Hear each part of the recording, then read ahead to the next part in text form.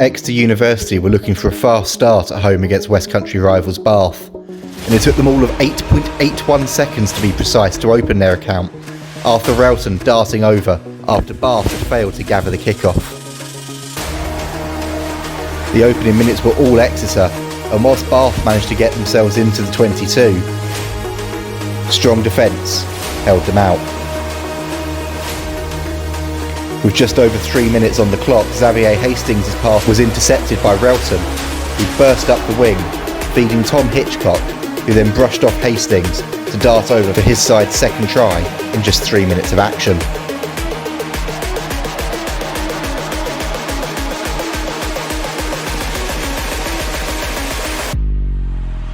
The game was barely 10 minutes old when Exeter had their third of the afternoon. Fly half Josh Barton fed Max Bliss, who stepped back inside and burst free, feeding the ball out to Relton.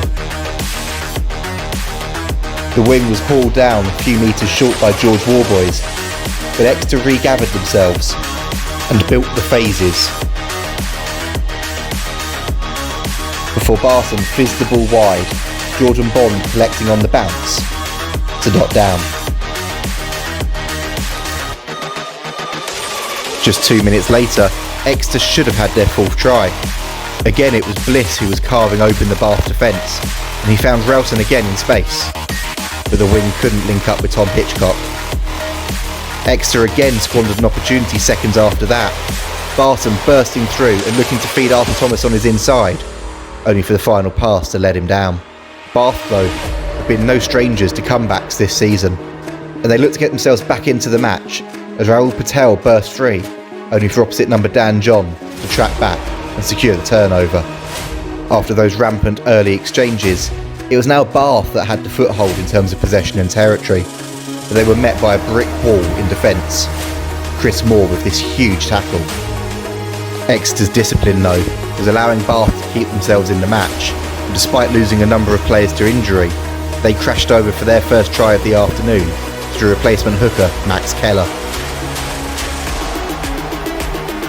With half-time approaching, Exeter lost Arthur Thomas to the sin bin, but that didn't mean they weren't going to score their fourth of the afternoon, and again, it came from Bliss, breaking free and looking on his inside to Hitchcock.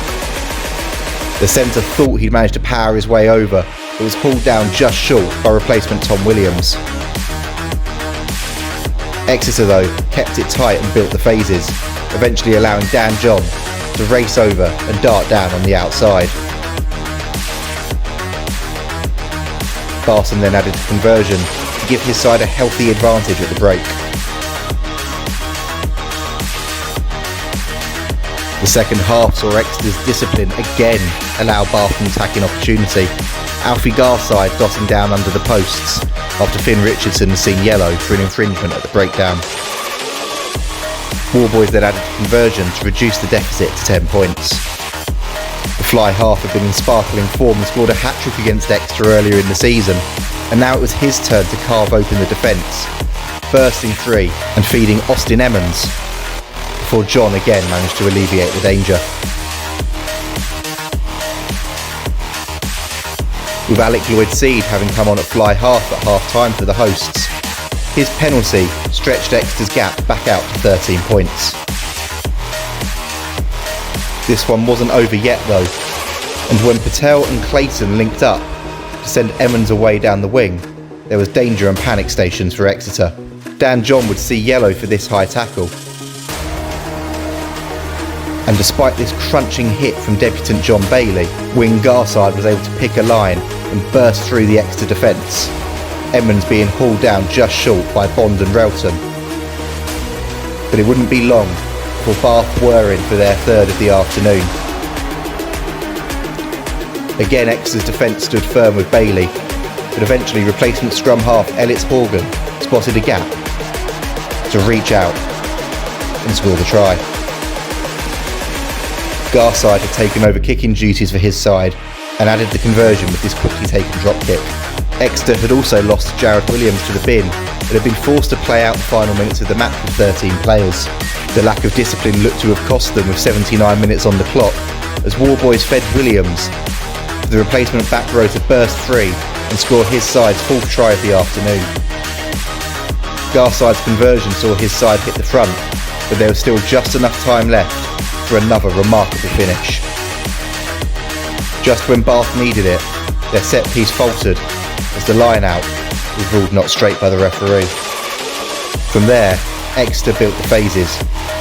Tom Hitchcock using his power to burst through several tackles and release Max Bliss, to then cut back inside to avoid the touchline. The game was now well into overtime, and Cameron Bullard picked this line and drove through the heart of the Bath defence to give his side hope. Before quick ball allowed Charlie McCabe to feed Thomas, who reached out to ground in the corner and sparked wild scenes of celebration and relief for Exeter, leaving Bath disconsolate at the death for the 2nd time this season.